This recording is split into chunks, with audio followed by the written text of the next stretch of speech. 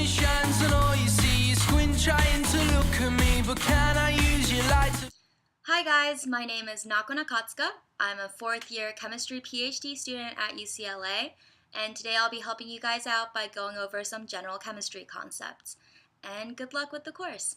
Now let's talk about bases. So bases have a soapy feel to them. Like if you look up here, there's detergents that are bases. And bases in water produce hydroxide ions. So let me write that for you. Produces hydroxide, OH minus ions. And so an example of this would be ammonia plus water dissociating to the ammonium ion and OH minus. Here, ammonia is a proton acceptor and is called a Bronsted base. So a proton acceptor, remember when we were talking about acids, they were proton donors,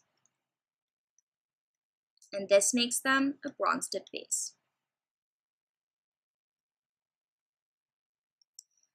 And it also donates electron pairs.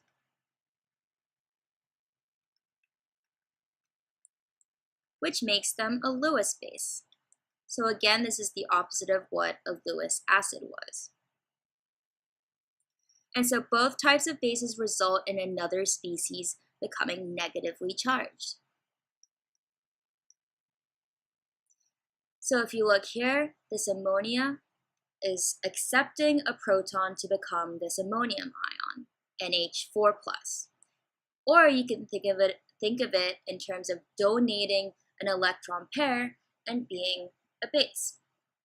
Okay, so strong bases are completely ionized in water, and so this is exactly the same as when we talked about acids. In order for something to be a strong base, it has to fully dissociate in water so that you end up with a high concentration of the hydroxide ion, which is responsible for giving it its base property. And so strong bases are alkali metals and alkaline earth metals.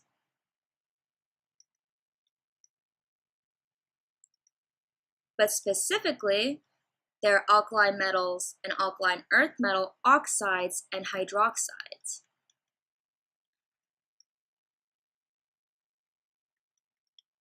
So examples of that would be sodium hydroxide, calcium oxide.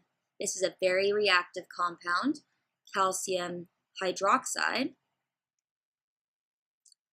and barium hydroxide. So again, weak bases are not completely ionized in water, exactly like weak acids, which means that they don't have a very high concentration of dissociated hydroxide ions. And examples of a couple of weak bases are ammonia, amines, methylamine, pyridines, etc. When talking about acids and bases, we often encounter coordinate covalent bonds, so I wanted to tell you guys about it briefly. So these are also called dative covalent bonds. If that's something you've heard, you can also use that as well. So a covalent bond is formed by two atoms sharing a pair of electrons, right? And these atoms are held together because the electron pair is attracted by both of the nuclei.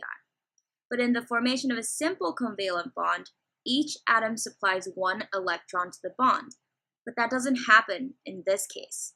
A coordinate bond is a covalent bond in which both electrons come from the same atom. So, unlike typical covalent bonds,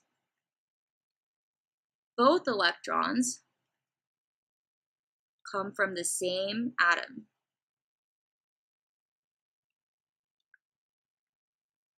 So as an example, this is drawn out for you, and this is ammonia reacting with HCl to form NH4Cl.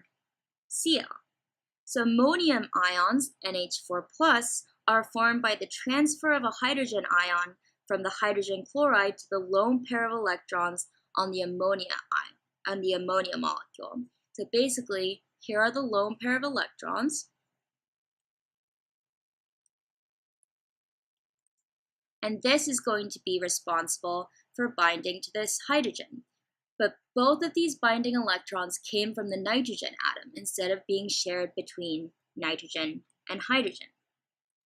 So this is going to be positively charged because only the hydrogen nucleus has moved to the nitrogen. And this is negatively charged because the hydrogen has left its electron behind.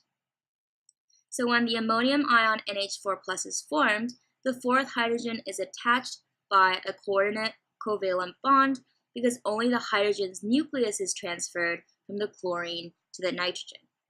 The hydrogen's electron is left behind on the chlorine to form a negative chloride ion.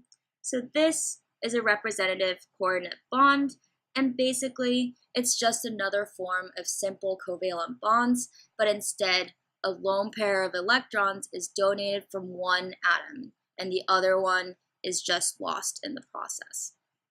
Feels right, you know